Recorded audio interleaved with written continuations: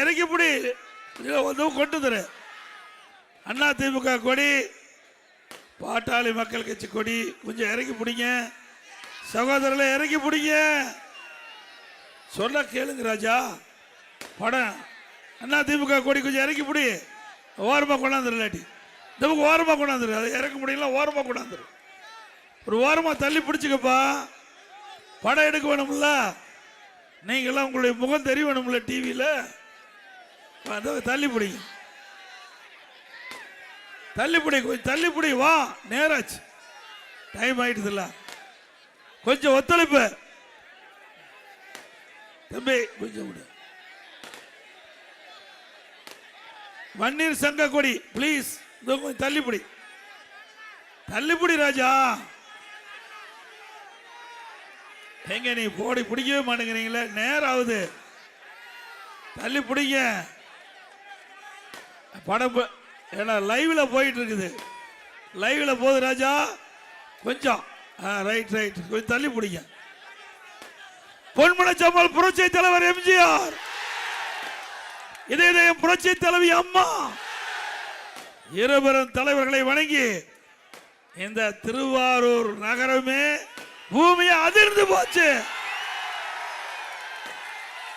ஸ்டாலின் அவர்களே, நீங்கள் பிறந்த மண் என்று சொல்றீங்களே, இந்த பூமி அதிர்ந்து போச்சு. எங்கே பார்த்தாலும் மக்கள் வெள்ளம் கடல் போல் காட்சியளிக்குது. நடைபெறுகிற சட்டமன்ற பொது தேர்தலில் அண்ணா திமுக கூட்டணி வேட்பாளர்கள் வெற்றி பெற்று விட்டார்கள். அதற்கு சான்று திருவாரூர் நகரத்தில் எவ்வளவு எழுச்சி, ஆரவாரம், மகிழ்ச்சி. இதுவே வெற்றிக்கு அறிகுறி. நாம் வெற்றி பெற்றுட்டோம்ல, 100% வெற்றியில.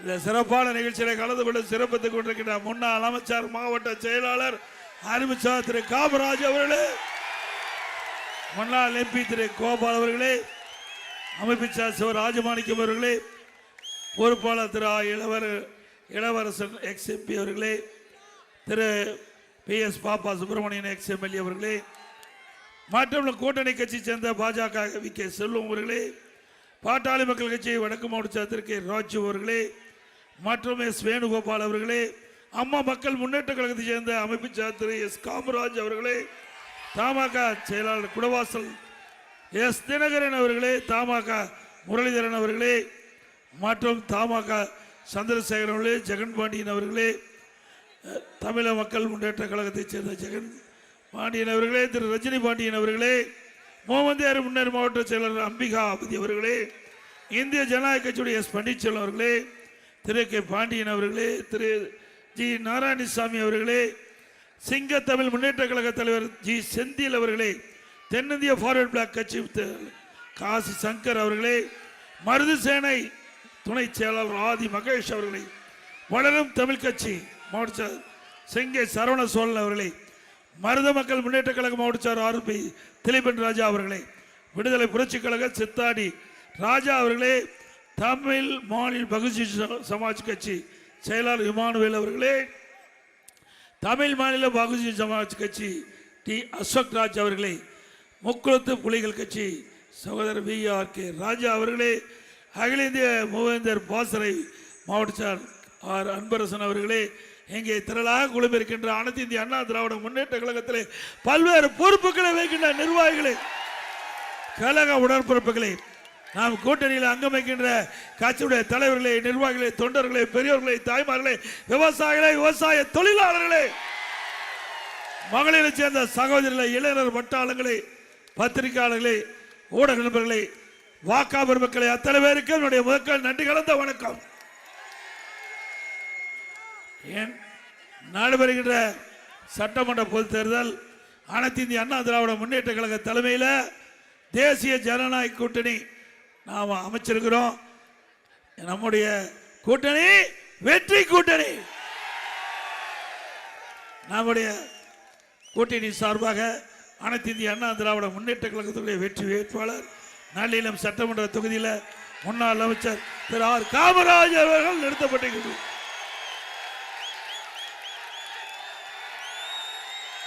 அவருக்கு இரட்டை சின்னத்தில் வாக்களிங்கள், இரட்டை சின்னத்தில் வாக்களிங்கள். திருத்துறைப்பூண்டி சட்டமன்ற தொகுதியில் கழகத்துடைய வெற்றி வேட்பாளர் திரு பாலதண்டாயுதம் அவர்களை நிறுத்தப்பட்டிருக்கிறோம். அவருக்கு இரட்டை சின்னத்திலே வாக்களிக்க வேண்டும். அனைத்து இந்திய அண்ணா திராவிட முன்னேற்ற கழக வேட்பாளருக்கு இரட்டை சின்னம். நமது சின்னம் புரட்சி தலைவர் எம்ஜிஆர் சின்னம், அம்மாவின் சின்னம், விவசாயியின் சின்னம், மக்களின் சின்னம், ஏழையின் சின்னம், வெற்றி சின்னம். வாக்களிப்பீர் இரட்டைக்கு. அதே போல நம்முடைய கூட்டணியில் அங்கம் வைக்கின்ற தேசிய ஜனநாயக கூட்டணியுடைய அங்கம் வைக்கின்ற பாரதிய ஜனதா கட்சி திருவாரூர் சட்டமன்ற தொகுதியில் அந்த கட்சியின் சார்பாக திரு கோவி சத்ரு அவர்கள் நிறுத்தப்பட்டிருக்கிறார். அவருக்கு தாமரை சின்னத்திலே வாக்களிக்க வேண்டும். என்ன சின்னம்? என்ன சின்னத்தில் வாக்களிப்பீங்க? இந்த மண்ணில் அவரை வெற்றி பெற செய்ய வேண்டும். செய்வீர்களா?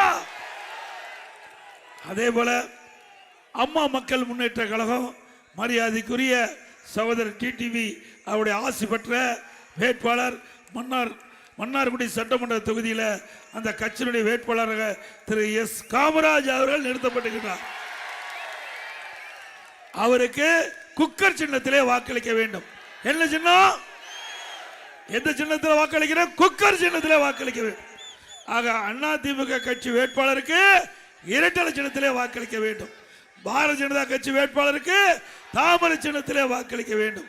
அம்மா மக்கள் முன்னேற்ற கழகத்திலே போட்டியிட்ட வேட்பாளருக்கு குக்கர் சின்னத்திலே வாக்களிக்க வேண்டும். ஆக நம்முடைய திருவாரூர் மாவட்டம் 4 சட்டமன்ற வேட்பாளரையும் பல்லாயிரக்கணக்கான வாக்கு வித்தியாசத்திலே வெற்றி பெற செய்ய வேண்டும். வெற்றி பெற செய்வீர்களா? இன்றைய தினம் ஸ்டாலின் அவருடைய பிறந்த மண் இந்த திருவாரூர் சொல்லிக்கிறார். அவர் எங்க பிறந்தாரா, சென்னையில் பிறந்தாரா அது நமக்கு தெரியாது. அவரு எங்க பிறந்தார் நமக்கு தெரியாது. ஆனா அவர் திருவாரூர்ல பிறந்தாருடைய சொந்த மண் சொல்லிட்டு இருக்கார். இந்த சொந்த மண்ணில் இந்த பூமியை அதிர்கின்ற அளவிற்கு மக்கள் குழுமி இருக்கிறாங்கன்னா இந்த ஆக ஆட்சி மாற்றம் தேவை என்று மக்கள் முடிவு செய்து விட்டார்கள். அந்த முடிவினுடைய எதிர்வழிதான் இந்த மக்கள் வெள்ளம். இன்றைக்கு அலைமோதி கொண்டிருக்கின்ற காட்சியை தொலைக்காட்சியில் ஸ்டாலின் பார்ப்பாரு. இன்னைக்கு தூக்கம் போச்சு, ஸ்டாலினுடைய தூக்கம் போச்சு. என்னடா இந்த எடப்பாடி பழனிசாமி நம்முடைய சொந்த ஊருக்கு போய் இவ்வளவு மக்கள் வந்து குழுமி இருக்கிறாங்க. அதிமுக பொன்மனச்செம்மல் புரட்சி தலைவர் எம்ஜிஆர், இதே புரட்சி தலைவி அம்மா, இருவரும் தெய்வங்கள் ஆட்சி வழங்கி கொண்டிருக்கிற ஸ்டாலின் அவர்களே, எங்க கட்சியை உடைக்கிறதுக்கு என்னென்னலாம் ஆயுதம் எடுத்தீங்க, என்னுடைய அதிமுக உடைக்கிறதுக்கு என்னென்ன வேலை செஞ்சீங்க, எந்தெந்த ஆயுதத்தை பயன்படுத்தினீங்க, அத்தனையும் இங்க இருக்கிற மக்கள் தூள் தூளாக்கப்பட்டு விட்டார்கள். சிந்திச்சு பாருங்க. சற்று சிந்திக்க வேண்டிய நேரம் அது. சிந்திச்சே ஆக வேண்டும். நம்முடைய தலைவர்கள் பொன்மனச்செம்மல் புரட்சி தலைவர் எம்ஜிஆர் தீய சக்தி திமுகவை வீழ்த்த வேண்டும் என்பதற்காக தொடங்கப்பட்ட கட்சி. நம்ம கட்சியை வீழ்த்துறதுக்கு நம்ம கட்சியில ஒரு பி டீம் ஒரு ஆளை உருவாக்கி நமக்குள்ள ஒரு குழப்பத்தை உண்டாக்கி இந்த கட்சியை முடக்க வேணும். அதுதான் திரு ஸ்டாலினுடைய திட்டம்.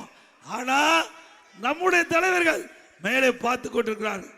நம்முடைய பொன்மனச்செம்மல் புரட்சி தலைவர் எம்ஜிஆர், இதே புரட்சி தலைவி அம்மா, இருவரும் ஆன்மா பார்த்துக்கிட்டு இருக்குது. நம்ம எல்லாம் பாதுகாக்குது.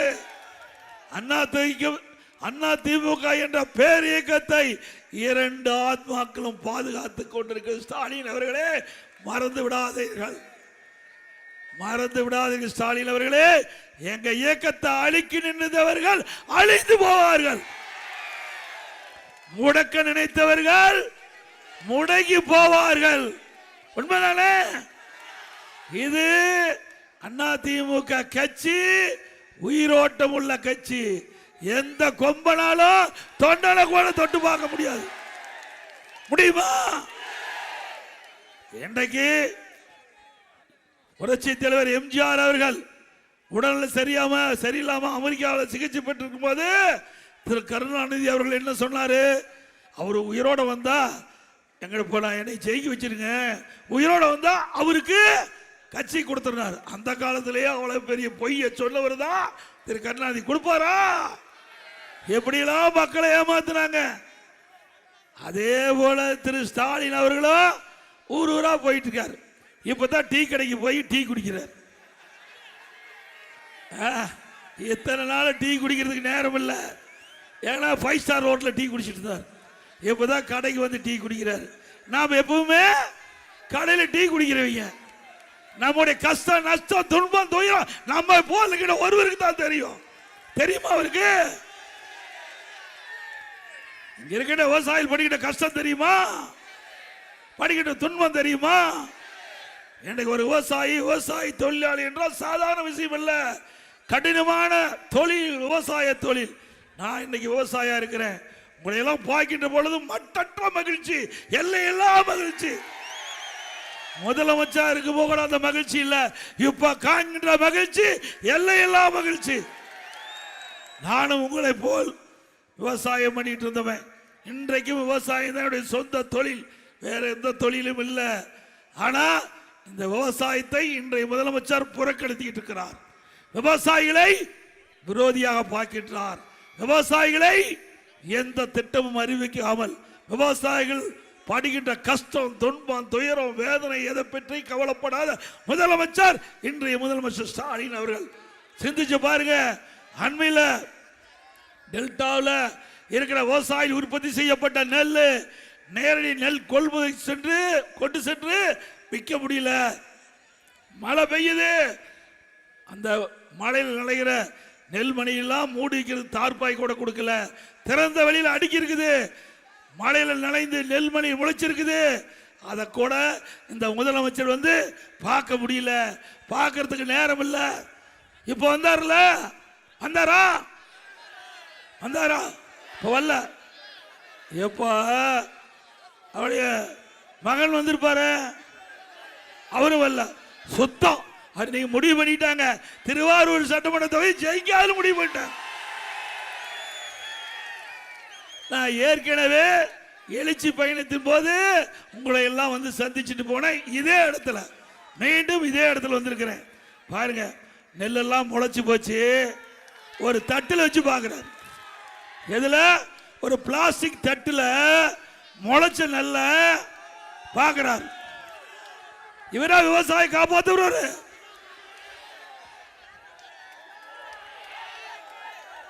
ஒரு தட்டுல நாம கஷ்டப்பட்டு இரவென்று பகலென்று பாராம ரத்தத்தை விரைவியா சிந்தி பயிரை நெட்டு அதை நோயிலிருந்து காப்பாற்றி அதை அறுவடை செஞ்சு அந்த நெல்மணிகளாம் மூட்டை பிடிச்சி விற்க கொண்டு போய் மழையில் நனைஞ்சு நெல்மணி முளைச்சு போச்சு. அதை வந்து நேரடியா பார்க்க முடியாத முதலமைச்சர் விவசாயி காப்பாற்ற போறாரா? அண்ணா திமுக பொறுத்த வரைக்கும் ஆளுகின்ற பொழுது உங்களை வந்து பார்த்தேன், முதலமைச்சர் போது பார்த்தேன். கொரோனா காலம் உயிருக்கு ஆபத்து ஏற்படும் அந்த நிலையிலையும் இங்க வந்து பார்த்தேன். திருவாரூர் மாவட்ட மக்களை சந்திச்சேன், விவசாயிகளை சந்திச்சேன், விவசாய தொழிலாளிகளை சந்திச்சேன், பலதரப்பட்ட மக்களை சந்திச்சேன், குறைகளை கேட்டேன், குறைகளை நிவர்த்தி செஞ்சேன். இப்போ டெல்டா மாவட்டத்தில் இருக்கிற விவசாயிகள் பாதிக்கப்பட்டு விட்டார்கள். அவர் விளைவித்த அந்த நெல்மணிகள் எல்லாம் மழையிலே நனைந்து முளைத்து பெரும் நஷ்டத்துக்கு உள்ளாக்கி விட்டார்கள். அவளுக்கு ஆறுதல் சொல்லி இந்த அரசாங்கத்திடம் நேரடி கவனத்துக்கு கொண்டு போய் இழப்பீட்டு தொகையை பெற்று தர வேண்டும், நிவாரண தொகை பெற்று தர வேண்டும் என்று சட்டமன்றத்தில் தீர்மானம் கொண்டு வந்தோம். கவன ஈர்ப்பு தீர்மானம் காதுக்குள்ள போட்டுக்கல அறிவிச்ச காமராஜ் அவர்களும் பேசினார், சார்பா பேசினார். எங்களுடைய திருவாரூர் மாவட்டம் இது முழுக்க முழுக்க விவசாயிகள் நிறைந்த மாவட்டம். வாழ்வாதாரமே இந்த விவசாயத்தை நம்பித்தான் இருக்குது. அவள் இரவென்றும் பகலென்றும் பாராமல் உழைத்து அந்த நெல்மணிகளை உற்பத்தி பண்ணி விற்கின்ற காலகட்டத்தில் இப்படி முளைச்சு வீணா போச்சு. அவள் வாழ்வே வாழ முடியாது. இதை வைத்துத்தான் ஒரு வருஷம் வாழ்க்கையை ஓட்டியாக வேணும். அப்படிப்பட்ட காலகட்டத்தில் நீங்க உதவி செய்யணும் கேட்டா செய்யல. பாதிக்கப்பட்ட விவசாயிகளுக்கு உதவி செய்யாத முதலமைச்சர் மீண்டும் தேவையா?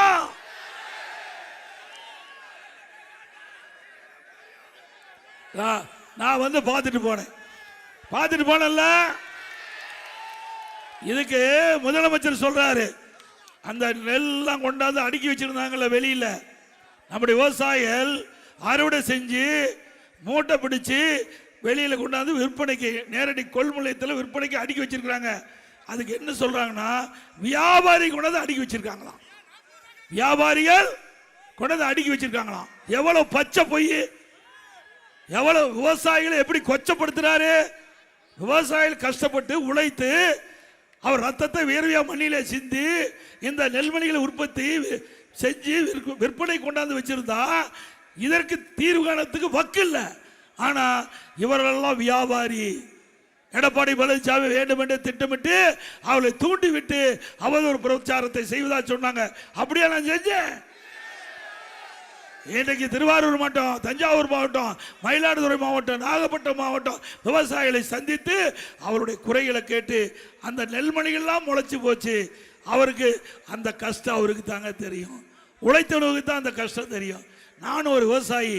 அதனால அவர் பட்ட துன்பம், ஒரு விவசாயி படுகின்ற துன்பம் ஒரு விவசாயிக்கு தான் தெரியும். ஆனா இப்படிப்பட்ட முதலமைச்சருக்கு தெரியறதுக்கு வாய்ப்பு இல்லை. ஏன்னா அவர் பிறந்த செல்வ சீமையில் பிறந்தவர், அங்க செல்வாக்கில் வாழ்ந்தவர். ஏழை என்றால் ஒன்றும் தெரியாது. நான் இங்கே இருந்து இங்கே வந்தவன். இங்கே இருந்து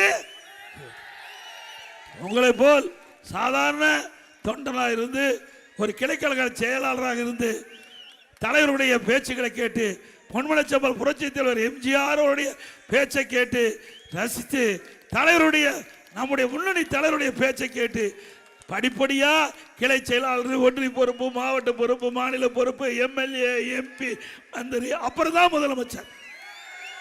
இப்படித்தானே வர முடிஞ்சது. ஆக அங்கே ஒரு கிளை செயலாளர் எவ்வளவு கஷ்டப்படுவாங்க, ஒரு ஒன்றிய செயலாளர் எப்படி கஷ்டப்படுவாங்க, எப்படி ஒரு மாவட்ட செயலாளர் கஷ்டப்படுவாங்க, எப்படி ஒரு விவசாயி கஷ்டப்படுவாங்க, அதையெல்லாம் அனுபவ ரீதியாக தெரிந்த காரணத்தினால்தான் விவசாயிகள் படுகின்ற துன்பம், எந்தெந்த வகையில் அவர் விவசாயி பாதிக்கப்படுகிறார், அதை சரி செய்ய வேண்டும் என்ற அடிப்படையில் அதிமுக அரசாங்கம் செயல்பட்டது.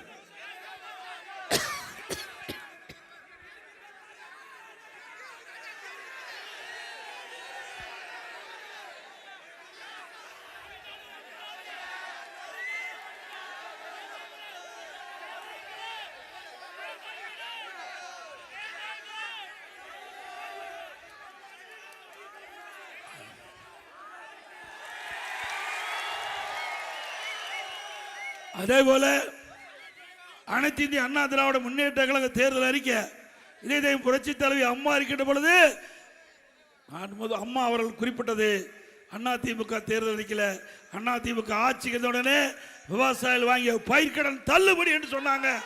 தள்ளுபடி செஞ்சாங்க. நான் முதலமைச்சர் இருந்த பொழுது கொரோனா காலம், விவசாயிகள் உற்பத்தி செய்யப்பட்ட அந்த விளைபொருள் முழுமையாக விற்க முடியல. நாங்கள் வாங்கிய பயிர்க்கடன் செலுத்த முடியல, முறையா தள்ளுபடி செய்ய வேண்டும் என்று கோரிக்கை வச்சீங்க. உங்களுடைய கோரிக்கையின் அடிப்படையில் நான் முதலமைச்சர் இருந்த பொழுது 2021ஆம் ஆண்டு 12,100 கோடி தொடக்கடன் வேளாண் கூட்டுறவு கடன் சங்கத்தில் பயிர்க்கடன் தள்ளுபடி. மீண்டும் விவசாயிகள் கோரிக்கை வச்சிருக்கிறீங்க, எங்களுடைய தலைவர்கள் கோரிக்கை வச்சிருக்கிறாங்க, விவசாய சங்க பிரதிநிதிகள் என்னை சந்தித்து கோரிக்கை வச்சிருக்கிறாங்க. மீண்டும் அதிமுக ஆட்சி 100% உங்களுடைய ஆதரவால் அமையும். விவசாயிகள் வாங்கிய பயிர்க்கடன் தள்ளுபடி செய்யப்படும். ஆனா ஒண்ணு, எங்க ஆளுகளை ஜெயிக்க வைக்கணும். நான் ஒவ்வொரு முறையும் விவசாயம் காப்பாற்றி இருக்கிறேன். நீங்க சிந்திச்சு பார்க்க வேண்டும். நான் வாக்குக்காக இதை செய்யல, நான் ஓட்டுக்காக உங்களை வந்து பார்த்து செய்யல. கஷ்டப்படுறீங்க, கஷ்டத்திலிருந்து உங்களை காப்பாற்ற வேணும். நானும் ஒரு விவசாயி என்ற முறையில் அந்த கஷ்டத்தை அனுபவிச்சவன். அதனால கஷ்டத்திலிருந்து உங்களை மீட்டெடுக்க வேண்டும் என்ற அடிப்படையில் தான் செஞ்சேன். ஆனா இந்த முறையாவது வெற்றி வாய்ப்பு கொடுங்க. ஏன்னா உங்களுடைய நிலம். சிந்திச்சு பாருங்க. இன்றைக்கு திரு ஸ்டாலின் துணை முதலமைச்சர் இருக்கும்போது ஹைட்ரோ கார்பன் மீத்தேன் புரிந்துணர்வு ஒப்பந்தம் போட்டார். புரிந்துணர்வு ஒப்பந்தம் போட்டது திராவிட முன்னேற்ற கழக தலைவர் அன்றைக்கு துணை முதலமைச்சர் திரு ஸ்டாலின் அவருடைய முன்னிலையில் புரிந்துணர்வு ஒப்பந்தம் போட்டாங்க. ஹைட்ரோ கார்பன் மீத்தேன் எடுப்பதற்கு விவசாயியுடைய நிலத்தை அபகரிக்க ஸ்டாலின் அவர்கள் இந்த புரிந்துணர்வு ஒப்பந்தம் போட்டார். அந்த திட்டம் நடைமுறைக்கு வருகின்ற சூழ்நிலையில் இங்க இருக்கிற விவசாய மக்கள், இங்க இருக்கிற விவசாய சங்க பிரதிநிதிகள், எங்களுடைய கட்சியினுடைய மூத்த தலைவர்கள் கோரிக்கை வச்சாங்க. இவர்களுக்கு முழு பாதுகாப்பு கொடுக்க வேண்டும். எந்த இப்ப மட்டுமல்ல, நிரந்தரமாக டெல்டா மாவட்டத்தில் விவசாய விளைநிலங்கள் ஒரு சென்ட் நிலம் கூட யாருக்கு கொடுக்க கூடாது. அதற்கு தேவையான சட்டத்தை எப்படியாவது நிறைவேற்றித்தார்கள் என்று சொன்னாங்க. இப்பொழுது இருக்கின்ற மத்திய அரசாங்கம், பாரத பிரதமர் நரேந்திர மோடி அவர்களிடத்திலே நான் பேசினேன். எங்களுடைய விவசாயிகள் பாதிக்கிறாங்க. இன்றைக்கு டெல்டா மாவட்டம் நெற்களஞ்சியம் என்று சொல்லுகின்ற மாவட்டம். எங்களுடைய ஜீவநதி காவிரி நதிநீர், அந்த நதி பாருகின்ற இந்த பகுதி பொன் விளைகின்ற பூமி. இந்த பூமியை தவிர்த்து அவளுக்கு எந்த தொழிலும் செய்ய தெரியாது. இந்த பூமியில் உழைத்துத்தான் அவள் வாழ முடியும். அப்படிப்பட்ட விளை நிலங்கள், பொன் விளைகின்ற பூமி. அந்த பூமியை நீங்க ஹைட்ரோ கார்பன் மீத்தேன் போன்ற திட்டத்துக்கு எடுத்தால் நாங்கள் ஒற்றுக்கொள்ள மாட்டோம் என்று வாதாடினேன். நம்முடைய நியாயத்தை சிந்தித்தார். அதன் அடிப்படையில் பாதுகாக்கப்பட்ட வேளாண் மண்டலத்தை கொடுத்தல்ல. இனி எந்த கொம்பனாலும் உங்கள் நிலத்தை தொட்டு கூட பார்க்க முடியாது. உங்க காலம் இல்ல, உங்க பையன் காலம் இல்ல, உங்க பேரங்காலம் இல்ல. இந்த பூமி இருக்கின்ற வரை எந்த ஆளும் எந்த திட்டமும் இந்த டெல்டா மாவட்டத்தில் வராது. அப்படி அற்புதமான திட்டத்தை நாங்க உருவாக்கி தந்திருக்கிறோம். இதை விட நான் என்ன செய்யணும் சிந்திச்சு பாருங்க. உங்களுடைய பூமியை பாதுகாத்த அரசாங்கம் அதிமுக அரசாங்கம், அதிமுக கட்சி. உங்களுடைய பூமியை அபகரிச்சது திமுக தலை ஸ்டாலின். உங்க பூமியை பாதுகாத்தது அதிமுக. சிந்திச்சிங்க, யார் உங்களுக்கு நல்லவர், யார் உங்களுக்கு நன்மை செஞ்சார் என்று சிந்திங்க. அதே மாதிரி காவிரி நதிநீர் பிரச்சனை 50 ஆண்டு காலம் நடந்துட்டு இருக்குது. புரட்சித் தலைவர் எம்ஜிஆர் காலத்திலிருந்து அம்மா காலம் வரை உச்ச நீதிமன்றத்தில் வழக்கு நடந்துகிட்டு இருந்தது. அந்த வழக்கையும் முழுமையாக நடத்தி விவசாய பெருங்குடி மக்கள் வயிற்றிலே பால் வாய்க்கின்ற விதமாக நல்ல தீர்ப்பை அதிமுக அரசாங்கம் உச்ச நீதிமன்றத்தில் வாதாடி விவசாயிகள் பாராட்டுகின்ற அளவுக்கு, விவசாயிகள் நன்மை கிடைக்கின்ற அளவுக்கு 50 ஆண்டு காலம் சட்ட போராட்டத்தின் மூலமாக காவிரி நதிநீர் பிரச்சனைக்கு தீர்வு கண்ட அரசாங்கம் அதிமுக அரசாங்கம். செஞ்சமில்ல. 2 பிரதான பிரச்சனை, ஒன்னு காவிரி நதிநீர் பிரச்சனை, ஒன்னு பாதுகாக்கப்பட்ட வேளாண் மண்டலம். 2 செஞ்சு கொடுத்தது அதிமுக. உண்மைதானே? நாங்க செஞ்சுக்கிட்டு நெஞ்ச நிமித்தி உங்கள்கிட்ட பேசுறோம். அப்படி ஸ்டாலினால பேச முடியுமா? மண்ணில் பிறந்தங்கிறாரு, என்ன செஞ்சாரு? அதை விட இன்னொன்னு, திரு ஸ்டாலின் முதலமைச்சர் அடுத்த ஆண்டு மேட்டூர் அணையில் தண்ணி திறந்தார். அங்க குறுவை சாகுபடிக்கு தண்ணி திறந்தார். விவசாயிகள் எல்லாம் மகிழ்ச்சி. ஆகா, ஸ்டாலின் விட்டார், குறிப்பிட்ட நேரத்தில் தண்ணி திறந்து விடுறார், நமக்கு நல்ல விளைச்சல் கிடைக்கும், இந்த குறுவை சாகுபடியில் நினைச்சாங்க. அப்ப பேசினார் வீரவர்ணம், நான் யார் தெரியுமா? டெல்டா காரனார். அப்பவே நான் நினைச்சேன் இது ஏதோ வில்லங்கத்தில் தான் முடியும் அப்படின்னு. அதே மாதிரி விளைச்சல் பெருகின்ற நேரம் நல்லா புட வந்துட்டது, நெற்பயிரெல்லாம் புட வந்துட்டது. அந்த காலத்தில் மேட்டூர் அணை வறண்டு போச்சு. மேட்டூர் அணை தண்ணி கிடைக்கல. தண்ணி இவர்களால் பெற்று கர்நாடக அரசிலிருந்து பெற்று தர முடியல. காங்கிரசும் திமுகவும் கூட்டணி தானே, தேர்தலுக்கு கூட்டணி. உங்களுக்கு பிரச்சனை வந்தா அதை பத்தி கவலைப்பட மாட்டாங்க. நீங்க கர்நாடகத்தில் பேசி தண்ணி வாங்கி 2 தண்ணி இந்த டெல்டா மக்களுக்கு குறுவை சாகுபடிக்கு கொடுத்திருந்தா 2 லட்சம் ஏக்கர் கருகி போயிருக்கார். 2 லட்சம் ஏக்கர் கருகி போயிடுது. அந்த பயிர் விட்ட விவசாயி மனசு எப்படி வேதனைப்படும். அதை பற்றியில் அந்த அரசாங்கத்துக்கு கவலை இல்லை, முதலமைச்சர் கவலை இல்லை. அந்த காலகட்டம் இங்க காஞ்சிக்கிட்டு இருக்குது. அங்க இந்தியா கூட்டணி கர்நாடகத்தில் பேச்சுவார்த்தை நடக்கிறாங்க பெங்களூர்ல. அப்ப நான் பத்திரிகையில செய்தி கொடுக்கிறேன், திரு ஸ்டாலின் அவர்களே இந்தியா கூட்டணி பேச்சுவார்த்தைக்கு போறீங்க. அங்க காங்கிரஸ் தலைவர் சோனியா காந்தி அம்மையார், திரு ராகுல் அவர் வராங்க. நீங்க நீர்ப்பாசனத்துறை அமைச்சர் சிவகுமார் வரவேற்கிறார் உங்களை. அங்க முதலமைச்சர் சீதாராமையா இருக்கிறாரு. பேச்சுவார்த்தை நடத்தி 2 தண்ணி அதற்கு கொஞ்சம் டிஎம்சி கேட்டு பெருங்க. நம்முடைய விவசாயிகளை பாதுகாக்கலாம், நம்முடைய விவசாயி பயிரிட்ட பயிரை பாதுகாக்கலாம். அப்ப சொல்றார், இதுக்கெல்லாம் நான் போகல, இதுக்கு எப்படி போய் கேட்க முடியும்? நாங்க கூட்டணி பேச்சுவார்த்தைக்கு போறோம், அப்ப எப்படி போய் இதை பேச முடியும் அப்படின்னு சொல்றாரு திரு ஸ்டாலின். இவரா விவசாயிகளை காப்பாற்றுவார். உள்ளத்திலேயே பாசம் இருந்து உண்மையால் தமிழக விவசாயிகளை காப்பாற்ற வேண்டும் என்று உள்ளத்திலே எண்ணம் இருந்தா இதை கேட்டா தண்ணி கொடுத்திருப்பாங்க. நிச்சயமா கொடுத்துற. இந்தியா கூட்டணியில பிரதான கட்சியா திமுக இருந்தது. கேட்டிருந்தால் அன்றைய தினம் திரு ஸ்டாலின் இந்தியா முத கூட்டம் பெங்களூர் நடக்குது. அந்த கூட்டத்தில் இவர் கோரிக்கை வச்சிருந்தா கோரிக்கை ஏற்று தண்ணி கர்நாடக அணையில் திறந்து விடப்பட்டிருக்கும். நம்முடைய டெல்டா விவசாயிகள் அதை தண்ணீரை பாய்ச்சி அந்த காய்ச்சல் இருந்து பயிரை காப்பாற்றி நல்ல விளைச்சலை பெற்றுக்கிறான். இன்னைக்கு என்ன, 2 நாளைக்கு முந்தி இந்த நமக்கு மேகதாது அணை கட்டப்படும் என்று அறிவிச்சிருக்கார். யாரு? கர்நாடக நீர்ப்பாசனத்துறை அமைச்சர் சிவகுமார் அவர்கள். நாங்க மேகதாது அணை கட்டப்படும், அதற்கு நிதி ஒதுக்கிட்டார். சட்டமன்றத்திலேயே கர்நாடக சட்டமன்றத்தில் முதற்கட்ட நிதி ஒதுக்கிறார். அவர் செங்கல்பட்டில் பிரச்சாரம் செய்ய வந்திருக்கார். பாரு யாரு?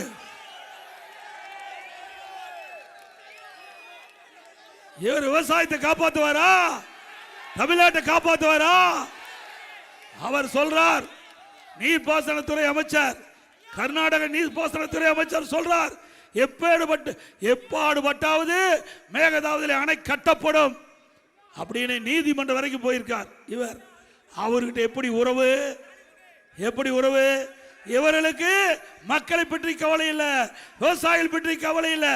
தன் குடும்பம் ஆட்சி அதிகாரத்துக்கு வர வேண்டும். அப்படிப்பட்டவர் மீண்டும் வர வேண்டுமா? நல்லா சத்தமா சொல்லுங்க. இந்த திருவாரூர் பாருங்க எவ்வளவு கஷ்டம். இங்க மேகதாதுல அணை கட்டிட்டா டெல்டா மாவட்டம் பாலைவனமாகிவிடும். டெல்டா மாவட்டம்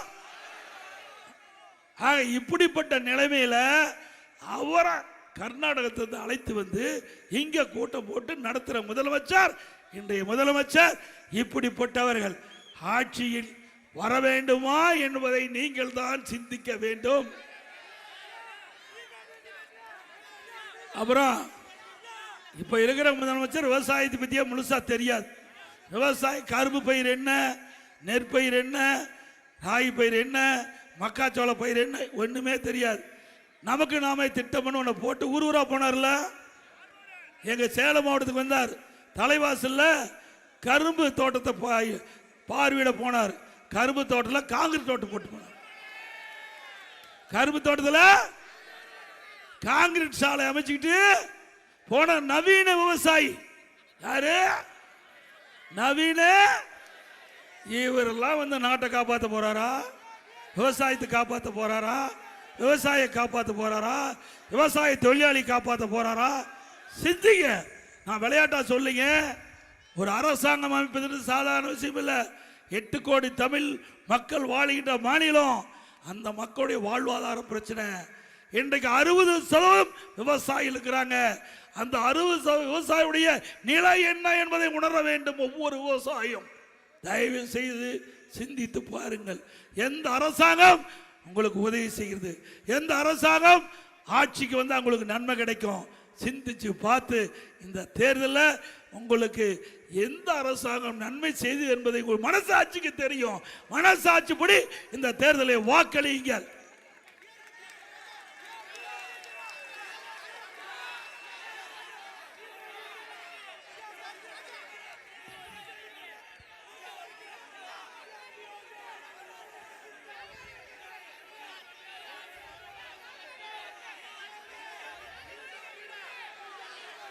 காது கேட்கல தம்பி, நீ நினைக்கிறதெல்லாம் நடக்கும். இந்த ஆட்சி மக்களுடைய ஆட்சி. அது மட்டுமல்ல, இன்றைக்கு அண்மையில் உங்களுக்கு தெரியும், திராவிட முன்னேற்ற கழகம் ஆட்சியில் இந்த பகுதியில் வந்து பருத்தி அதிகமாக சாகுபடி செஞ்சாங்க. அந்த பருத்தி சாகுபடி செய்த விவசாயிகள் அங்கே ஒழுங்குமுறை விற்பனை கூட்டத்தில் போய் அதை விற்பாங்க. அங்கே விவசாயிகளுக்கு நியாயமான விலை கிடைக்கல. நம்முடைய அறிவிச்சவர் காமராஜ் அவர்கள், கழக நிர்வாகிகள், விவசாயிகள்லாம் போராட்டம் பண்ணாங்க. என்ன சிண்டிகேட் வச்சு அந்த ஒழுங்குமுறை விற்பனை கூட்டத்தில் விவசாயிகளுக்கு கொண்டு வந்த அந்த பஞ்சா குறைந்த விலைக்கு வாங்கி விவசாயிகளுக்கு பெரும் நஷ்டத்தை ஏற்படுத்தினாங்க. உடனே சட்டமன்றத்தில் கவன ஈர்ப்பு தீர்மானம் கொண்டாந்து அறிக்கை விட்ட பிறகுதான் அதிகாரி ஓடோடி வந்து உங்களை காப்பாற்றப்பட்ட கட்சி அதிமுக கட்சி. இன்றைக்கு 2000 ஆண்டுகளுக்கு முன்பே ஐயன் திருவள்ளுவர் சொன்னால், உடுக்க இழந்தவன் கை போலே அங்கே இடுக்கன் களைவதான் நட்புன்னு. அப்படியே உடம்புல இருக்கிற வேஷ்டி அவளிக்கிட்ட பொழுது தானா போய் கை சரி செய்யும். அதை போல விவசாயிகள் பாதிக்கப்படுகிற பொழுது அதிமுக தானா வந்து உதவி செய்யும். அதோட கஜா புயல் வந்த பொழுது எப்படி இந்த மாவட்டத்தை புரட்டி போட்டது உங்களுக்கு தெரியும். அவ்வளவு ஒரு மோசமான நிலை. நான் முதலமைச்சர் ஆகின்ற பொழுது 2017 வறட்சிக்கு நிவாரணம் கொடுத்தோம். இந்திய வரலாற்றிலேயே ஒரு மாநிலம் வறட்சிக்காக நிவாரணம் கொடுத்த ஒரே அரசாங்கம் அதிமுக அரசு. 2240 கோடி விவசாயிகள் பயிர்கள் கருகி சேதமடைந்ததை கணக்கிட்டு விவசாயிகளுக்கு நிவாரணம் அளித்த அரசாங்கம் அதிமுக அரசாங்கம். அதே போல கஜா புயல் இந்த பகுதியில் புரட்டி போட்டு விட்டது. பாதிக்கப்பட்ட விவசாயிகள் கணக்கெடுத்தோம். தகுந்த நிவாரணத்தை கொடுத்த அரசாங்கம் அதிமுக அரசாங்கம். NTRF, SCRF தேசிய பேரிடர், அதே போல மாநில பேரிடர், இதையெல்லாம் பார்க்கல. அதை விட ஒரு ஏக்கருக்கு கூடுதலான நிவாரணத்தை கொடுத்து விவசாயிகளை வாழ வைத்தோம். அது மட்டுமல்ல, ஒரே ஆண்டில் 2 முறை பேரிடர் வந்து விவசாயிகள் பாதிக்கிட்டாங்க. 2 முறை விவசாயிகளுக்கு நிவாரணம் அளித்த ஒரே அரசாங்கம் அதிமுக அரசாங்கம். திமுக போல இந்த குறுவை சாகுபடிக்கு 4 ஆண்டுவா இன்றைக்கு காப்பீட்டு திட்டத்தில் கொண்டு வரல. இதனால் விவசாயிகள் கடுமையாக பாதிச்சாங்க. அதே போல சம்பா பதிவுக்கும் காப்பீடு கிடையாது. அதிமுக ஆட்சிக்கு வந்தா மீண்டும் விவசாயிகளை பாதுகாக்கின்ற விதமாக அவருடைய நெற்பயிர்களுக்கு காப்பீடு திட்டம் நடைமுறைப்படுத்தப்படும். அது மட்டுமல்ல, வணிக பயிர், கரும்பு, வாழை, மஞ்சள், பருத்தி, இது போன்ற வணிக பயிர்கள், அதற்கு இப்பொழுது காப்பீடு 5% பிரீமியம் வசூல் பண்றாங்க. அதை 2% குறைச்சிட்டாங்க. 2%. அதே போல நடந்தாய் வாலி காவிரி திட்டம், அற்புதமான திட்டம். நடந்தாய் வாலி காவிரி, அதோடைய திட்டத்தினுடைய நோக்கம் காவிரி அங்க மேட்டூர் அணையில் திறக்கப்படுகிற நீர் திருவாரூர்ல வந்து சேரும்போது சுத்தமா இருக்கும். எப்படி மேட்டூர்ல திறக்கின்ற நீர் எப்படி சுத்தமா இருக்குதோ அதே போல திருவாரூர் வந்து சேர்ந்தா கூட அந்த நீர் சுத்தமா இருக்கும். அதனுடைய திட்டம் தான் நடந்தாய் வாலி காவிரி திட்டம். நான் முதலமைச்சர் இருந்த பொழுது பாரத பிரதமர் நரேந்திர மோடி அவர்களை சந்தித்து நீங்க எப்படி கங்கையை சரி பண்றீங்களோ அதே போல எங்களுடைய ஜீவநதி காவிரி நதிநீர் 20 மாவட்ட மக்களுக்கு குடிநீர் ஆதாரமாக விளங்குகின்றது. எங்களுடைய டெல்டா மாவட்டத்திற்கு ஜீவநதியா இருக்குது. பாசனம் பெறக்கூடிய நதியுடைய நீர் சுத்தமா இருக்கணும் கேட்டுக்கொண்டதுங்க. மத்திய அரசாங்கம் கூட்டுக்குழு 2 அவை, மாநிலவை, மக்களவை, அந்த மேதகு குடியரசுத் தலைவர் உரையில சேர்த்தாங்க. நான் கொடுத்த கோரிக்கை நடந்தாய் வாழி காவடி திட்டத்தை நிறைவேற்றப்படும் என்ற மேதகு குடியரசுத் தலைவர் உரையில குறிப்பிட்டாங்க. 4 வருஷம் போராடினேன். இந்த திமுக ஆட்சியில் நான் கொடுத்தத பாரத பிரதமர் ஏற்றுக்கிட்டாரு. அங்க இருக்கிற மேதகு குடியரசுத் தலைவர் உரையில இடம்பெற்று திட்டத்தை நிறைவேற்று நீங்க போய் கேளுங்க அப்படின்னு கேட்டேன். அப்போ நீர்வளத்துறை அமைச்சர் சொன்னார், இது மாதிரி நிறையா கொடுத்தோம், ஒன்றுமே வரல, உங்களுக்கு ஒன்றுமே தெரியாது, நீங்கள் ஏதோ மத்திய அரசு நம்பி கொடி கொடுத்தீங்கன்னாரு. அப்போ சொன்னேன், இல்லை என்னிடத்தில் பிரதமர் வாக்குறுதி கொடுத்துருக்காரு, நிறைவேற்றி தருவார்னு சொன்னேன். இந்த கடந்த ஆண்டு இந்த திட்டத்தை மத்திய அரசு ஏற்றுக்கொண்டு 11,600 கோடி ஒதுக்கி இருக்குது. நடந்தாய் வாழி காவிரி திட்டத்திற்கு 11,600 கோடி. இந்த திட்டத்தினுடைய நோக்கம் மேட்டூர் அணையில் திறக்கப்படுகிற நீர் கடல்ல கலக்க வரை 2 கரையில் இருந்து நகரத்திலிருந்து வெளியேறுகின்ற அசுத்த நீர் காவிரி நதியிலே கலக்கிறது. அந்த அசுத்த நீரை பேபி கனால் சிறு கால்வாய் மூலமாக அமைத்து அதை செம்பில் சுத்தப்படுத்தி ஆற்றிலே விட வேண்டும். காவிரி நதிநீர், அதே போல பவானி சாகர், அதே போல நொய்யல், அதே போல அமராவதி, இன்றும் கிளை ஓடைகள், இதில் வருகின்ற நீர் 2 கரையில் வருகின்ற நீர் அந்த நதியில் சேர்கின்ற பொழுது நதியின் நீர் அசுத்தமாவது, அதை சுத்தப்படுத்தி ஆற்றிலே விடுகின்றது. இதுதான் இந்த திட்டத்தின் நோக்கம். இந்த திட்டம் எவ்வளவு பெரிய அருமையான திட்டம், உண்மைதானே? அதை சட்டமன்றத்தில் அறிவிச்சிட்டு அப்படி கிடப்பில் போட்டாங்க. ஏன்னா இது அதிமுக ஆட்சியில் கொண்டு வரப்பட்ட திட்டம். எடப்பாடி பழனிசாமி பிரதமர் கோரிக்கை வச்சு நிறைவேற்றப்பட்டு விட்டது. அதனால அரசியல் கால் பிடிச்சிக்காம கிடப்பில் போட்டாங்க. 11,600 கோடி மத்திய அரசு கொடுக்கப்பட்ட நிதியை பயன்படுத்தாத அரசாங்கம், உங்களுக்கு உதவாத அரசாங்கம் தேவையா?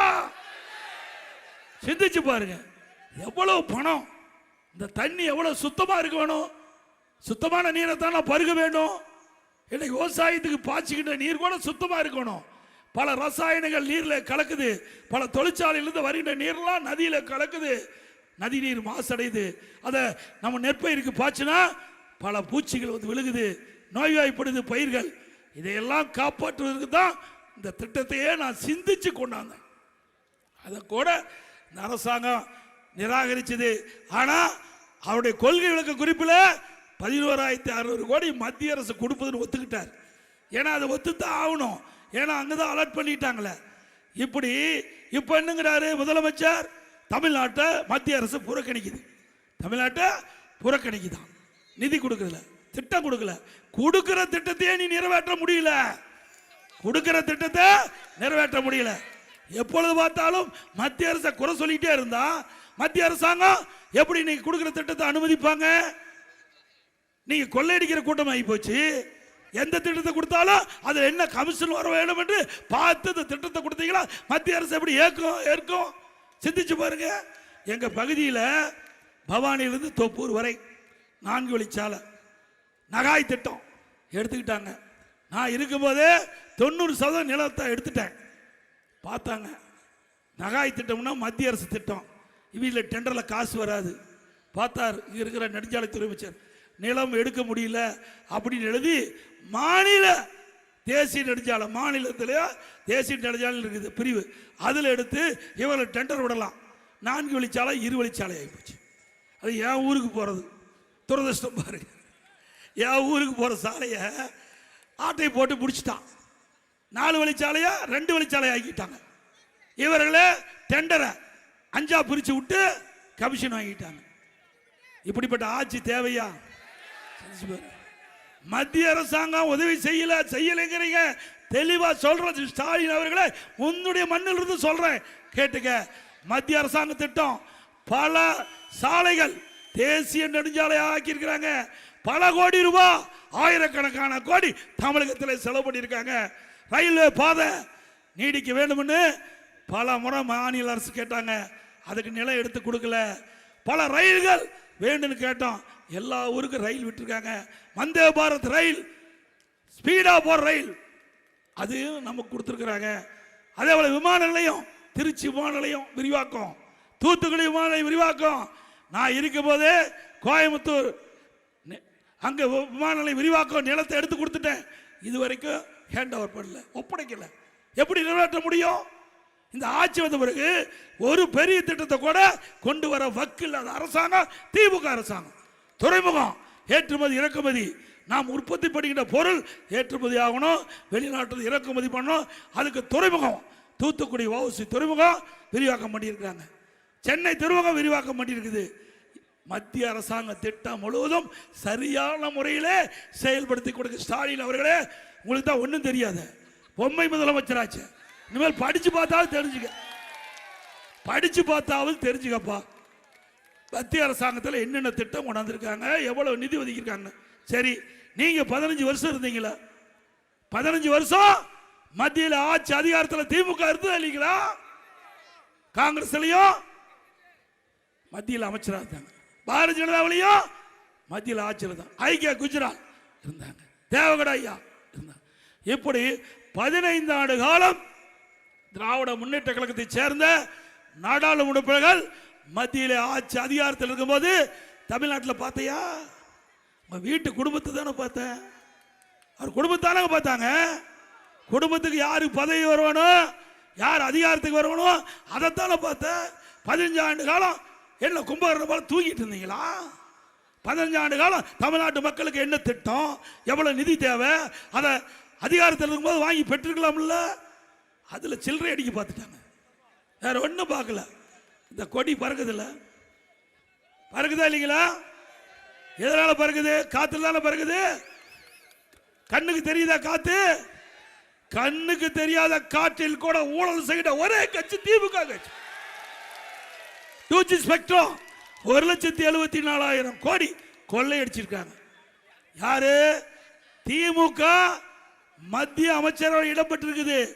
காங்கிரஸ் ஆட்சி, திமுக அதுல அமைச்சரவையில் இடம்பெற்றிருக்கிறாங்க. அப்போ அழகிரி அமைச்சரா இருக்காரு, இங்க இருந்த ஆர் ராஜா அவர்களும் அமைச்சரா இருந்தாங்க. இதுல ஊழல் செய்யப்பட்டு அவர்கள் யார் ஆளுங்கட்சியா இருக்கும் போதே, அமைச்சரவையில் இருக்கும் போதே, அந்த காங்கிரஸ் ஆட்சி இருக்கும் போதே திகார் ஜெயில அடைச்சாங்க. உண்டா இல்லையா? இன்னும் அந்த கேஸ் வழக்கு நடந்துகிட்டு இருக்குது. ஸ்டாலின் அவர்களே, இங்க மட்டும் இல்ல, தமிழ்நாட்டில் மட்டும் இங்க கொள்ளையடிக்கல, டெல்லிக்கு போய் கொள்ளையடிச்சு இந்த வேட்டி கட்டிட்டு போனாவே ஒரு மாதிரியா பாக்குறான். வேட்டி கட்டிட்டு போனாவே எங்கடா தமிழ்நாட்டுக்காரன் வந்து 1,74,000 கூட ஆட்டை போட்டான்னு. இன்றைக்கு இந்தியா பூரா பரபரப்பா பேசப்படுகிற அளவிற்கு ஊழல் செய்த ஒரே கட்சி திமுக கட்சி. இங்க மட்டும் இல்ல, உலகத்திலேயே 1,74,000 கோடி கொள்ளையடிச்ச ஒரே கட்சி திமுக கட்சி. உண்மைதானே? இதை சொன்னா நாளைக்கே இன்னொருத்தர் இருக்கிறார், இந்த வயசான ஆளு RS பாரதி, எடப்பாடி பழனிசாமி யாரு தெரியுமா அப்படின்னு பேசுவார். பாரு, நாளைக்கு வரும் பாரு, பேசிட்டு இல்ல, நாளைக்கு வரும். அப்புறம் இன்னொரு உதயநிதி, அவர் சொன்னா கோவம் வருது. நான் என்ன பண்றது? ஏங்க, நான் பேரையே சொல்லல, பேரே சொல்லாம ஒரு டாபிக் எடுத்தேன். இவருக்கு எது கோவம் வருது? குற்றமுள்ள நெஞ்சுதான் குறுகுறுக்கும். அது வேண்டாம் விடு, பாவம் மறுபடியும் அதுக்கு போயிடுவார். மறுபடியும் வேண்டாம், நல்லா இருக்கணும், சந்தோஷமா இருக்கணும். அவருடைய சொந்த ஊரு, தாத்தா ஊரு, நல்லா வளமா செழிப்பாரு. நாட்டு மக்களை பத்தி விட்டு கவலைப்பட்டதே கிடையாது. கவலைப்பட்டிருக்காரா? நாட்டில் துணை முதலமைச்சர் எதுக்கு ஆக்குனாங்க? நாட்டு மக்களுக்கு சேவை செய்ய ஆக்குனாங்க. இவர் கார் பந்தயம் நடத்திட்டு இருக்காரு. நாட்டு கார் பந்தயம் தேவையா? பல 100 கோடி ரூபாய் செலவு செஞ்சு சென்னை மைய பகுதியில் கார் பந்தயம் நடத்துறார். இதுக்கு தான் உங்களை துணை முதலமைச்சர் ஆக்குனாங்களா? யாருடைய பணம்? யாருடைய பணம்? மக்களுடைய வரி பணம். எந்த அளவுக்கு ஊதாரித்தனமா செலவு பண்றாங்க பாருங்க. ஆக இப்படி மக்களுடைய வரிப்பணத்தை செலவிக்கின்ற அரசாங்கம் தொடர வேண்டுமா? எப்பொழுது பார்த்தாலும் ஸ்டாலினும் உதயநிதி ஸ்டாலின் சொல்றார், எடப்பாடி பழனிசாமி கொத்தடிமை பாரதிய ஜனதா கட்சிக்கு. இன்னைக்கு முரட்டடி, இன்னொருத்தர் உதயநிதி முரட்டடிமை, முரட்டடிமையா எடப்பாடி பழனிசாமி. திரு உதயநிதி அவர்களே, திரு ஸ்டாலின் அவர்களே, அண்ணா திமுக தொண்டம் கூட எவருக்கு அடிமை இல்லை. உங்களுக்கு பதவி வரும்னா யாரு காலில் வேணாலும் விழுவுவீங்க. இதே திரு மோடி அவர்கள் சென்னைக்கு வந்தபோது பிரதான எதிர்க்கட்சி தலைவராக ஸ்டாலின் இருந்தாரு. அப்ப கருப்பு பலூன் விட்டாரு, கருப்பு கொடி காட்டினாரு. அப்புறம் திரு ஸ்டாலின் முதலமைச்சரானாரு. அதே போல பாரத பிரதமர் தமிழ்நாட்டுக்கு வந்தாரு, வெள்ளை குடை பிடிச்சார். வெள்ளை குடை பிடித்த வேந்தன் பட்டம் கொடுத்துடலாம். அது மட்டும் இல்ல, அதுல வந்து பிரைம் மினிஸ்டர் வந்தபோது பல திட்டம், மத்திய அரசாங்கத்தினுடைய திட்டங்கள் அடிக்கட்டு நாட்டு விழா. அங்க கலைவாணர் அரங்கில் 1 மணி நேரம் நல்ல கலை நிகழ்ச்சி. பாரத பிரதமரை குளிப்பாட்டுறதுக்காக, குளிர வைக்கிறதுக்கு 1 மணி நேரம் கலை நிகழ்ச்சி நடத்தி திட்டத்தை துவக்கி வைக்கிறார். ஆனா வெளியில வந்து என்ன பேசுறாரு, அவர் எதுக்குற மாதிரி பேசுறாரு. பிறகு அப்பா மகனும் ஒரே ஆளெல்லாம் மாத்தி மாத்தி டெல்லியில போய் பிரைம் மினிஸ்டர் பாக்குறீங்க. எதுக்கு பாக்குறீங்க? நாம போய் நம்முடைய கூட்டணி தலைவர் உள்துறை மந்திரி பார்த்தா அது கொத்தடிமையா. என்ன, பாகிஸ்தான்லயே மந்திரியா இருக்காரு, இந்தியா தானே உள்துறை மந்திரி, அவரை பார்க்கறதுல என்னையா தப்பு? நாட்டுடைய உள்துறை மந்திரி, அவரை பார்க்கறதுல தவறா? எங்களுடைய கூட்டணியில் இருக்காங்க, நாங்க போய் பார்க்கிறோம். ஏன் உங்களுடைய தங்கை திருமதி கனிமொழி அவர்கள் காங்கிரஸ் திமுக கூட்டணி பிரச்சனை, டெல்லிக்கு போய் பார்க்கல, கெஞ்சில கூத்தாடல, காலை பிடிச்சி கெஞ்சி கூத்தாடிதான் கூட்டணி அமைச்சிருக்கிறீங்க. நாங்க அப்படியே கூட்டணி அமைச்சிருக்கிறோம் கிடையாது. எங்க கூட்டணி இயற்கையான கூட்டணி, வெற்றி கூட்டணி. எங்க கூட்டணி தலைவர்கள் தலைமை அண்ணா திமுக தலைமை கழகத்துக்கு வந்தாங்க, நாங்க அமர்ந்தோம். அண்ணா திமுக, பாரதிய ஜனதா, பாட்டாளி மக்கள் கட்சி, அம்மா மக்கள் முன்னேற்ற கழகம் அமர்ந்தோம். 2 மணி நேரம் பேச்சுவார்த்தை முடிவு பெற்றது. யாராருக்கு எத்தனை தொகுதி முடிவு பெற்று 2 மணி நேரத்தில் அறிவிக்கப்பட்ட கட்சி அண்ணா திமுக கட்சி.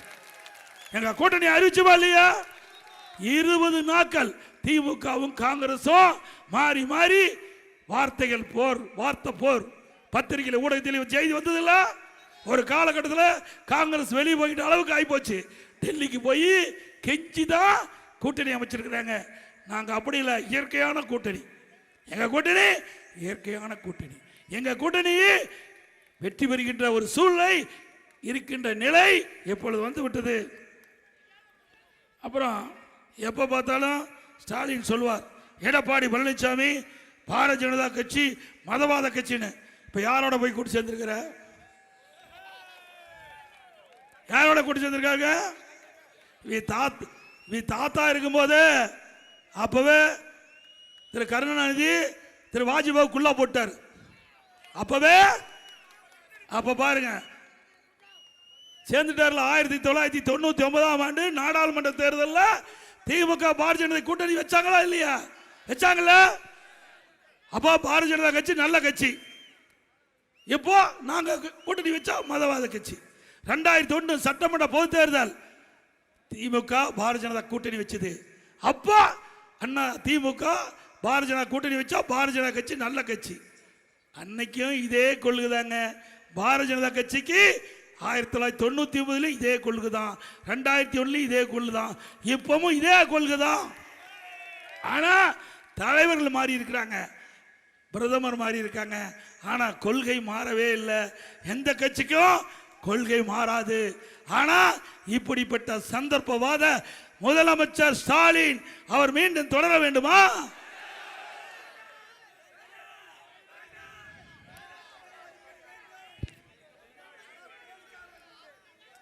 திராவிட முன்னேற்ற கழக ஆட்சிக்கு வந்த பிறகு கரண்ட் பில்லு, கரண்ட தொட்டாத்தான் ஷாக் அடிக்கும்.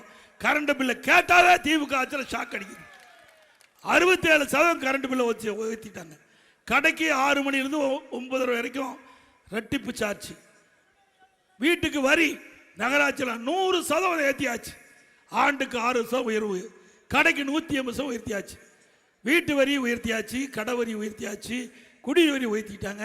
குப்பைக்கும் வரி போட்டாங்க. அதை கூட விட்டு வைக்கல, குப்பை கூட விட்டு வைக்கல, அதுக்கு வரி போட்டாங்க. அது மட்டும் இல்லை, விலைவாசி வெண்ணெய் முட்டுக்கிட்டாலும் உயர்ந்தாச்சு. அரிசி விலை உயர்வு, பருப்பு விலை உயர்வு, எண்ணெய் விலை உயர்வு, அதை பற்றி எல்லாம் முதலமைச்சர் கவலையே இல்லை. கவலையா இருக்குது? கொஞ்சம் கூட கவலை இல்லை. திரு ஸ்டாலின் அவர்களே, ஏழை மக்கள் எப்பொழுது வயிறு எரிகிறதோ அப்பொழுது அந்த ஆட்சி அதோட முடிவு பெற்றுவிடும். இப்போ ஏழை மக்களுடைய வயிறு எரியுது, உங்களுடைய ஆட்சி வீழ்ச்சி ஆகுது.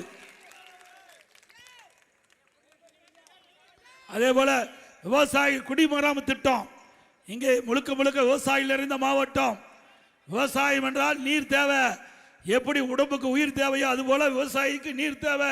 அந்த நீரை முழுமையாக விவசாயிகள் கொடுக்க வேண்டும் என்பதற்காக குடிமராமத்து திட்டத்தை கொண்டாந்தோம். ஏரி குளம் குட்டை எல்லாம் ஆழப்படுத்தணும். அதில் இருக்கிற வண்டல் மண் விவசாயியோட இல்லத்துக்கு இயற்கை உரமாக பயன்படுத்துது. விவசாயிகள் விலை இல்லாமல் வண்டல் மண்ணை எடுத்து சென்றாங்க. மீண்டும் அதிமுக ஆட்சி வந்தால் வண்டல் மண் விலை இல்லாமல் அள்ளிக்கலாம். இந்த குடிமராமத்து திட்டத்தை இந்த ஆட்சியில் நிறுத்திக்கிட்டாங்க. அதிமுக ஆட்சி வந்த உடனே அது தொடரும். அதே போல ஸ்டாலின் எப்பொழுது பார்த்தாலும் சொல்றார், இந்தியாவிலேயே தமிழ்நாடு தான் முதன்மையான இடம்னு. எதுல முதன்மை? ஊழல் செய்வதிலே முதன்மை, கடன் வாங்குவதிலே. இந்தியாவிலேயே அதிக கடன் வாங்கின முதல் மாநிலம் தமிழ்நாடு.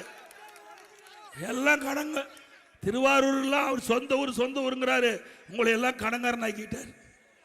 எல்லாத்தையும் நாம தாங்க கட்டணும். ஏதோ வந்தோம் கேட்டோம் சிரிச்சோம் போன்னு நினைச்சுக்காதீங்க. இந்த பணத்தை எல்லாம் அவர் வாங்கின கடனை நாம தான் திருப்பி செலுத்தணும். வேற வழி இல்லை. இப்படிப்பட்ட அரசாங்கம் மீண்டும் வேணுமா?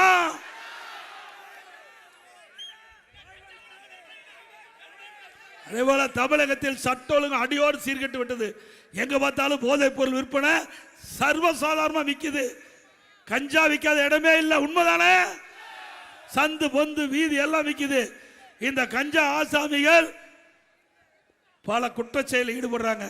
கஞ்சா அடிச்சுட்டு அவன் என்ன செய்யணும்னு தெரியலன்னு நிபுணர்கள் சொல்றாங்க. அந்த கஞ்சா போதை ஆசாமிகள் கொலை கொல்ல திருட்டு வழிப்பறிவு பாலியல் வன்கொடுமை நடக்காத நாளே இல்லை. ஆக இதையெல்லாம் தடுக்க துப்பு இல்லாத அரசாங்கம் விடியா திமுக அரசாங்கம். அதிமுக ஆட்சி அமைந்த உடனே 3 மாதத்தில் தமிழகத்தில் கஞ்சா அறவே ஒழிக்கப்படும். போதைப் பொருள் இல்லாத மாநிலமாக உருவாக்கப்படும். அதே போல இன்னைக்கு அதிமுக ஆட்சி அமைந்தவுடன் பல்வேறு அறிவிப்புகள் வெளியிட்டிருக்கிறோம். ஒரு சில அறிவிப்புகளை உங்களிடத்திலே நான் தெரிவிக்க விரும்புகிறேன். இன்றைக்கு வரிச்சுமை அதிகமாயிடுச்சு. வரிச்சுமை அதிகமாயிட்டுது. இன்னொரு பக்கம் விலைவாசி உயர்ந்துட்டுது. இதனால பொதுமக்கள் பாதிக்கிறாங்க. அந்த பாதிப்பிலிருந்து பொதுமக்களை விடுவிக்கின்ற விதமா எல்லா குடும்ப அட்டைதாரருக்கும் 10,000 ரூபாய் சிறப்பு உதவி தொகை வங்கியிலே செலுத்தப்படும். மாதந்தோறும் குடும்ப தலைவியின் பெயரிலே 2,000 ரூபாய் வழங்கப்படும். எல்லா குடும்ப அட்டைதாருக்கும் விலை இல்லாமல் பிரிட்ஜ் வழங்கப்படும். ஆண்டுக்கு 3 கேஸ் சிலிண்டர் விலை இல்லாமல் வழங்கப்படும். 5 லட்சம் பெண்களுக்கு அம்மா இருசக்கர வாகனம் 25,000 மானியத்தில் வழங்கப்படும். ஒவ்வொரு தைப்பொங்கல் என்றும் பொங்கல் தொகுப்பு கொடுப்போம். அதோட 1000 ரூபாய் வழங்கப்படும். தீபாவளி என்று நம் பெண்களுக்கு பட்டுப்புடவை வழங்கப்படும். அதே போல விவசாய கடன் தள்ளுபடி செய்யப்படும். அதே போல விவசாயிகளுக்கு மும்முனை மின்சாரம் 24 மணி மும்முனை மின்சாரம் விவசாயிகளுக்கு வழங்கப்படும். இன்னைக்கு நகர பகுதியில் கடை வச்சிருக்கிறாங்க. வீதியில் கூட்டுறவு சங்கத்தில் வாங்கிய கடன் தள்ளுபடி. மாற்றுத்திறனாளி கூட்டுறவு சங்கத்தில் வாங்கிய கடன் தள்ளுபடி. அதோட நம்முடைய ரேஷன் கடையில் வழங்கப்படுகிற அரிசிக்கு சற்று தரம் குறைவாக இருப்பா சொல்றாங்க. அதிமுக ஆட்சி வளர்ந்த உடனே எப்படி மளிகை கடையில் தரமான அரிசி கிடைக்குதோ அதே அரிசி ரேஷன் கடையில் வழங்கப்படும். அது எத்தனை ஆயிரம் கோடி ஆனாலும் பரவாயில்ல, அதை பற்றி கவலை இல்லை. ரேஷன் கடையில் போடுற அரிசி கடையில் இருக்கிற அரிசியை விட தரமான அரிசியாக இருக்கும். எப்பொழுது விலையில்லா அரிசி தான் கொடுக்குறோம். இனி எதிர்காலத்தில் விலையில்லா பருப்பு கொடுக்க போகிறோம். விலையில்லா சமையல் எண்ணெய் கொடுக்கப்படும். அதுவும் அம்மா இல்ல திட்டம். ஏழைகள் ஜாதி மதமே கிடையாது. ஏழையில் இருந்தால் அந்த ஏழைகளுக்கு அற்புதமான கான்கிரீட் வீடு கட்டி கொடுக்கப்படும். பட்டியலின மக்கள் ஆதிராட மக்கள் அந்த மக்களுக்கு அவருடைய வயது வந்து ஆண்கள் திருமணமாகி தனி குடித்தனம் போகின்ற பொழுது வீடு இல்லாமல் இருக்கிறாங்க. அவர்களுக்கு தேவையான நிலத்தை வாங்கி அற்புதமான கான்கிரீட் வீடு அவர்களுக்கு கட்டி கொடுக்கப்படும். அதுபோல பட்டம் படித்த நம்முடைய இளைஞர்கள் வேலை வாய்ப்பில் பதிவு செஞ்சு வேலை கிடைக்காம இருக்கிறாங்க.